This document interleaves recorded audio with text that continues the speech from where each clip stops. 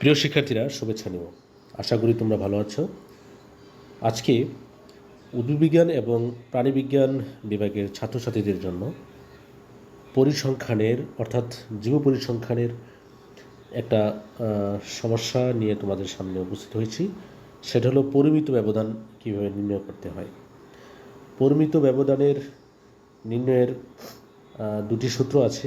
তো এখানে যে সূত্রটা খুবই সহজ, এই সূত্রটা নিয়ে আলোচনা করছি এবং এই সূত্রটা দিয়ে একটা অঙ্ক তোমাদেরকে দেখাচ্ছি।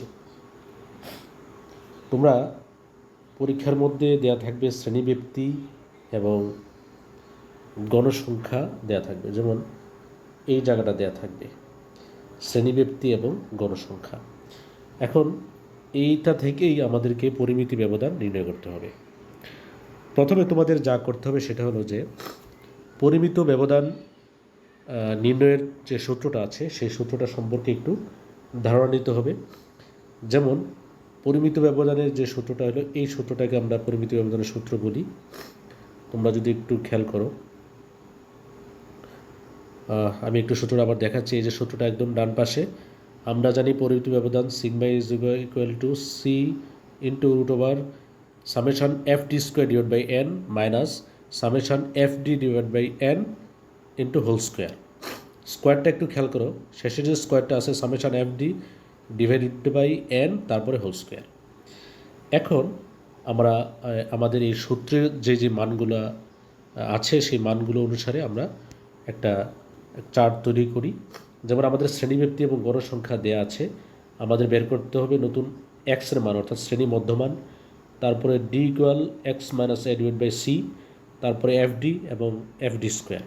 আমরা এই মানগুলো যদি বের করে সূত্রের মধ্যে বসিয়ে দেব, তাহলে আমাদের অঙ্ক হয়ে যাবে। যেমন শ্রেণীব্যক্তি এবং গণসংখ্যা দেয়া আছে, তো আমরা জানি যে মধ্যমান কীভাবে বের করে। শ্রেণীব্যক্তির প্রথম এবং দ্বিতীয় যে সংখ্যাটি আছে, প্রথম পদ এবং শেষ পদ দুটো যোগ করে 2 দ্বারা ভাগ করব।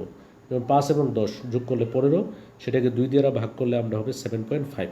ঠিক এরকমভাবে সবগুলোরই কী করতে হবে, শ্রেণী মধ্যমান বের করতে হবে। তাহলে আমরা শ্রেণী মধ্যমান পেয়ে গেলাম 7.5, 12.5, 17.5, 22.5, 27.5 এবং 32.5। এখন আমাদের যেটা করতে হবে, ডি সমান সমান X minus A divide by C, অর্থাৎ ডি এর মান নির্ণয় করতে হবে। ডি এর মান নির্ণয় করার আগে আমাদের যা করতে হবে সেটা হলো এই শ্রেণী মধ্যমান এবং গণসংখ্যা, আমরা যদি একটু খেয়াল করি গণসংখ্যার মধ্যে যেই মানটা সবচেয়ে বড় অথবা যেই মানটা মাঝখানে, হ্যাঁ, এইটার যে শ্রেণী মধ্যমান আছে, যেমন এখানে 16 হলো সবচেয়ে বড় গণসংখ্যার মধ্যে এবং তার মধ্যমান হলো 22.5, 22.5, এটাকে আমরা এ ধরে নেব। এ ধরে নেওয়ার পর এরপরের যে কলামটা আছে ডি সমান সমান X minus A divide by C, এইটার বরাবর আমরা 0 দেবো। এই যে 0 দেওয়া হয়েছে। এবার এটা 0 দেওয়ার পর উপরে যতগুলো কলাম থাকবে সবগুলো আমরা -1, -2, -3 দেবো। যদি 4টা থাকতো তাহলে -4, 5টা থাকলে -5, এরকমভাবে দেবো। অর্থাৎ 0 পরে -1 হবে, -2, -3, উপরে দিকে গেলে হবে মাইনাস, হ্যাঁ, উপরে দিকে গেলে মাইনাস হবে, আর নিচের দিকে আসলে গেলে হবে কি প্লাস হবে। যেমন নিচের দিকে 1 এবং কি 2, অর্থাৎ 2টা কলাম আছে এই জন্য 1 এবং 2। তারপর আমাদের যেটা করতে হবে সেটা হলো এফ ডি এর মান নির্ণয় করব, এফ এবং ডি। তাহলে আমরা ডি পেয়ে গেলাম। আবার এফ এবং ডি, এফ বলতে গণসংখ্যা এবং ডি বলতে আমরা জানি যে ডি এর মানটা যেটা পেয়েছি এটা গুণ করব।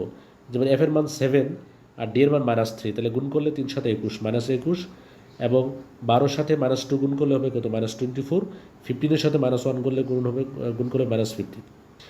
তারপরে এই যে এ যেই আমরা এই এ যেই কলামে ধরেছিলাম সেটা 0, তার নিচের দিকে আমরা আসি, 11 এবং 1 গুণ করলে হবে 11, 9 এবং 2 গুণ করলে হবে কত, 18।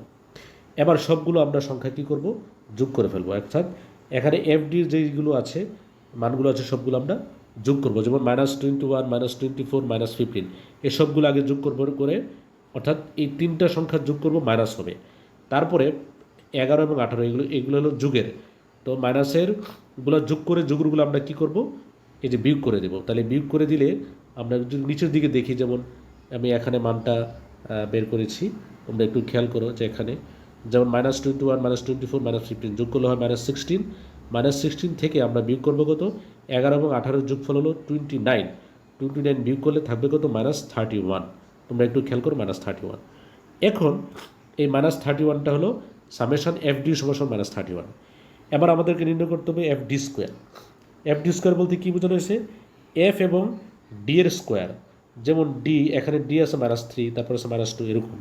তাহলে এফ হলো 7 আর ডি হলো -3। তো -3কে যদি আমরা স্কোয়ার করি তাহলে হবে 9। 9-এর সাথে 7 গুণ করলে হবে কত? 7 নং 63। এরকমভাবে আমরা সবগুলাকে কী করব? গুণ করব, অর্থাৎ ডি এর স্কোয়ার করে এই যে ডি এর স্কোয়ার আছে তার সাথে এফকে গুণ করব, তাহলে হবে কি এফ ডি স্কোয়ার। এরকমভাবে সবগুলা গুণ করে আমরা এখানে মানগুলো বসাবো এবং নিচে আমরা সামেশন করবো। Summation F D square is equal two 173। এখানে সবগুলো যোগ করলে কত হবে? 173। এই যে আমরা মানগুলো পেয়ে গেলাম, মানগুলো পাওয়ার পর আমরা সূত্রের মধ্যে চলে যাব। তো সূত্রের মধ্যে যাওয়ার আগে আমরা ডি এর মান যে নির্ণয় করেছিলাম, ডি এর মান নির্ণয় করার একটা সূত্রটা হলো যে X minus A divide by C. X বলতে কোনটাকে বোঝানো হয়েছে? এই যে এক্স বলতে শ্রেণী মধ্যমানকে বোঝানো হয়েছে। আর এ বলতে আমরা প্রথমে যেটাকে এ ধরেছিলাম 22.5। তো এক্স বলতে আমরা 22.5 মাইনাস এ বলতে আবার 22.5কে বোঝানো হয়েছে। তাহলে 22.5 থেকে 22.5 বাদ দিলে 0কে 5 দ্বারা ভাগ দিলে 0 হবে। ঠিক এরকমভাবে আমরা যদি আবার 17.5 মানে এক্সের মান হলো 17.5, তার থেকে আবার 22.5 বিয়োগ করি তাহলে হবে কত? -5। -5কে 5 দ্বারা ভাগ করলে হবে কত? -1। এরকমভাবে আমরা এটা নির্ণয় করতে পারি। কিন্তু আমরা খুব দ্রুত করতে চাই তাহলে আমাদের মনে রাখতে হবে যাকে এ ধরবো এইটার ডি এর মান হবে 0, আর উপরের দিকে গেলে হবে -1 -2 -3, আর নিচের দিকে গেলে হবে কি +1 +2 +3 এরকমভাবে যতটা কলাম থাকে তত হবে। তো এইভাবে আমরা ডি এর মানটা বের করতে পারি। তো আমরা ডি এর মান বের করলাম, এফ ডি এর মান বের করলাম, এফ ডি স্কোয়ারের মান বের করলাম। আমরা এখন যেটা করব সেটা হলো আমরা পরিমিতির সূত্রটা জানি। আমরা সূত্রটা হলো যে sigma is equal to C into √ summation F D square divide by N minus summation F D divide by N তার হোল স্কোয়ার। মান যদি আমরা একটু বসাই তাহলে আমরা একটু খেয়াল করি সামেশন এফ ডি স্কোয়ার এটার মান ছিল কত? 173। তোমরা এইদিকে দেখো 173।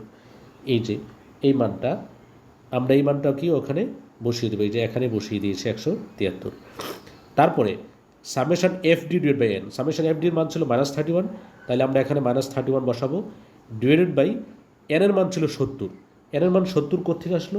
আমরা একটু খেয়াল করি। এই যে আমরা গণসংখ্যা যে সবগুলো গণসংখ্যা ছিল এই সবগুলোকে যোগ করলে আমরা পাবো কত? 70 পাবো।